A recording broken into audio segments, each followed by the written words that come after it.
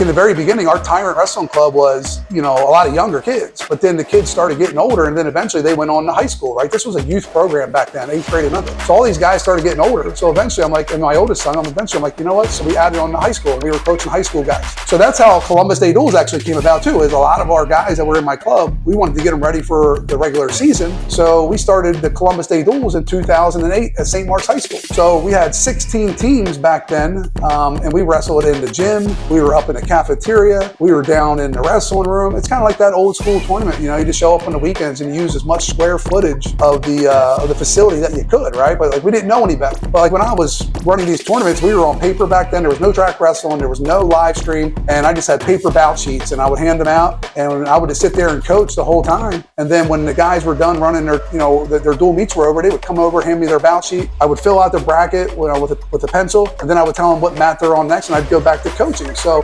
again, it was more about the coaching and the opportunities for our guys as opposed to just being a full-fledged tournament director.